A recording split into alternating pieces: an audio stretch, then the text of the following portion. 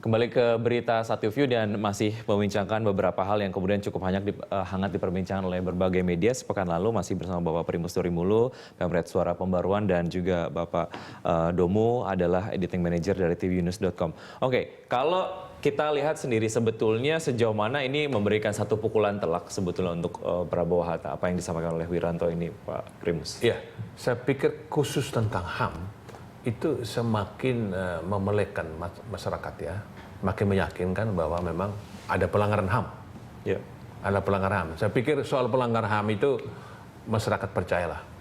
Kalau survei-survei itu saya pikir mayoritas, bukan saya pikir, saya baca survei sebelumnya tentang HAM ini mayoritas masyarakat percaya bahwa Prabowo melakukan pelanggaran HAM. Nah, dengan penegasan dari Wiranto itu semakin memperkuat mereka. Untuk isu ini, yes, masyarakat makin yakin. Oke, apa yang bisa dilakukan oleh kubu Prabowo sebetulnya sebagai apa ya namanya jawaban dari apa yang disampaikan oleh Wiranto ini? Sejauh mana ataupun sebijak apa sebetulnya hak jawab bisa dimanfaatkan, dan jawaban apa yang mungkin bisa cukup efektif menjawab apa yang disampaikan oleh Wiranto ini? Kalau melihat kronologis, sebenarnya Pak Wiranto ini justru menjawab seperti kata Bung Primus tadi, menjawab Prabowo. Oke, karena waktu di debat itu tanyalah pimpinan saya. Pimpinannya Pak Prabowo ketika kasus penculikan itu memang saat itu Panglima TNI adalah Panglima ABRI adalah Faisal Tanjung. Tetapi ketika kasus DKP dibentuk itu panglimanya sudah Pak Wiranto. Dalam proses ini sebenarnya kalau mau tanya jawab lagi, tapi kan kita belum pernah mendengar penjelasan secara mendetail oleh Pak Prabowo sendiri.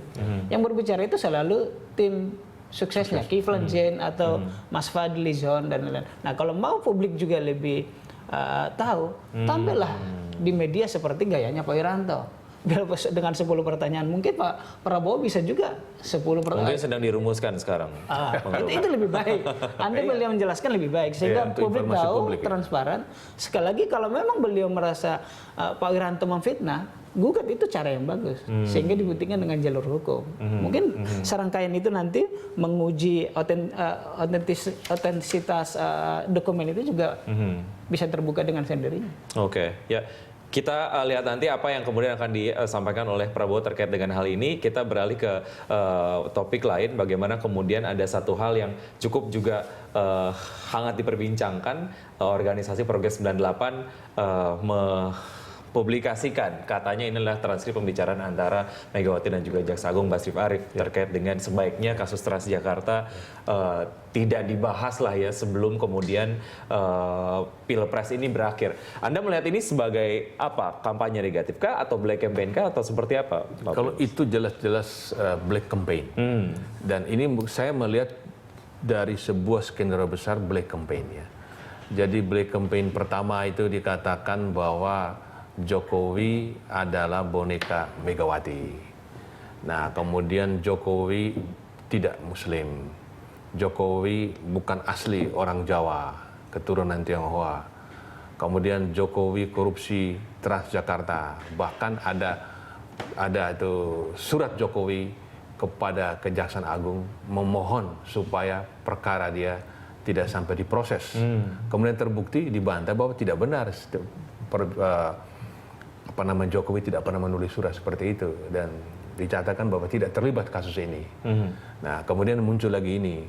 Obor Jakarta juga belum selesai, yang membuat itu bukan produk jurnalistik dan itu sudah dijelaskan oleh Dewan Pers. Kasus ini diserahkan sepenuhnya kepada kepolisian, Polri. Kita menunggu proses selanjutnya. Nah, lahir lagi itu transkrip dialog antara Ibu Megawati dan Kejaksaan Agung kan. Nah, Jaksa Agung sudah membantah dan saya dengar Johan Budi juga membantah juga bahwa tidak benar. Saya pikir kalau semua kampanye hitam ini paling bagus debat berikut itu nggak usah debat lah, itu klarifikasi kampanye hitam aja. Itu KPU mestinya begitu aja. Ini ya, debat, momen untuk memberikan hak jawab dari kampanye hitam. Capres-cawapres hadir, nomor 1. Capres-cawapres nomor 2 hadir. Terus moderator bertanya, ini kampanye hitam dari kubu nomor 1 ini, benar apa enggak? Mungkin jawabannya sudah bisa ditebak Pak Primus. Mereka bilang tidak. Nggak apa-apa, biar masyarakat tahu kan. Masyarakat tahu. Orang kepingin tahu jawab kampanye hitam bisa dilancarkan oleh Jokowi, dibantah langsung oleh Prabowo Prabowo dan Hatta di depan umum. Jadi saya pikir malah bagus kan itu. Jadi kita akan menghadapi 9 Juli dengan damai gitu. Sudah jelas diklarifikasi oleh dua kubu. Lalu kemudian nanti ada ahli yang membaca bahasa tubuh, sebetulnya mereka memberikan jawaban yang betul atau tidak. Kalau Anda Pak Domus sendiri melihat transkrip ini seperti apa? Otentik atau tidak sebetulnya? Soal transkrip ini kan bagaimana? Kalau saya menyebut ini produk murahan ya, transkrip loh ya. Akan beda halnya ketika misalnya Bung Faisal Assegaf membawakan bukti rekaman. Bukan hanya transkrip saja. Bukan hanya transkrip. Transkrip kan mungkin ya anak-anak SMA juga bisa ya membuatnya. Apalagi dengan tanya jawab seperti itu, dan saya kira jawaban Jaksa Agung seperti itu tidak menunjukkan kelasnya sebagai pejabat tinggi gitu. Itu satu. Yang kedua, terkait kasus bus pengadaan Transjakarta. Sejak awal saya secara pribadi dan kalangan media menilai mestinya tidak cocok ini ditangani oleh Jaksa Agung. Kenapa? Kita tahu bahwa Jaksa Agung adalah di bawah eksekutif. Dan saat ini yang objek pemeriksaan adalah salah satu calon presiden yang notabene berseberangan dengan penguasa dari oposisi. Lebih pas ini kalau ditangani oleh komisi ad hoc, dalam hal ini KPK, yang walaupun dengan segala minus malumnya KPK yang juga konon bisa diintervensi politik, tetapi masih ada sesuatu harapan di KPK. Kalau ini ditangani KPK barangkali lebih elegan. Kalau memang terbuka, nyatakan Jokowi terlibat, nyatakan Jokowi terlibat. Kalau tidak, jangan dibuat-buat. Gitu menurut saya. Tim hukum PDIP mempertimbangkan langkah hukum terkait dengan bocornya katanya gitu ya, transkrip ini. Anda melihat ini kemudian apakah menjadi satu langkah yang tepat atau seperti apa? Tepat ya, tepat. Jadi sama seperti tadi yang dianggap oleh kubu Prabowo bahwa kubu Jokowi melancarkan kampanye hitam dan melaporkan ke Bawaslu, melaporkan ke KPK, kepada lembaga hukum, itu langkah yang bagus. Kita kepingin itu. Jadi gunakan optimal semua saluran hukum, lembaga hukum yang ada untuk menegakkan kebenaran, keadilan. Negara menyiapkan itu untuk itu kan. Nah, kampanye hitam yang menyangkut Jokowi, saya pikir itu harus dilakukan klarifikasi. Sebagaimana obor masyarakat kan itu tim hukum dari Jokowi JK kan melancarkan protes, melaporkan ke Mabes Polri. Nah, yang ini juga harus dilaporkan supaya muncul ke permukaan, jadi berita, masyarakat tahu ini benar apa tidak. Seperti itu. Jangan, yang nggak boleh adalah diam-diam akhirnya mengirim orang serbu rumah utuh atau tempat itu, markas, itu nggak boleh. Main hakim sendiri. Tapi kalau secara hukum kita mendukung. Hal yang kemudian dilakukan oleh Wiranto juga, hal yang juga terkait dengan katanya bocornya transkrip antara Megawati dan juga Jaksa Agung ini. Sebetulnya kalau kita bandingkan ini tentu saja diperkirakan akan mempengaruhi elektabilitas kedua pasangan capres-cawapres. Mana yang lebih efektif sebetulnya menurut Anda? Kalau katakanlah memang ini dikatakan sebagai dua hal yang mempengaruhi elektabilitas dua capres-cawapres. Sebelum ke situ saya mau kebetulan ingat 2 minggu lalu seorang teolog dari Keuskupan Bogor mengatakan bahwa di dunia ini kalangan ateis meningkat tajam. Salah satu penyebabnya adalah faktor pertentangan antar agama. Mereka melihat Palestina dengan Israel, lalu lebih kecil di Indonesia misalnya pertentangan antara sebut saja Syiah Sunni, lalu Kristen non Muslim, macam-macam, termasuk aktivis-aktivis radikal.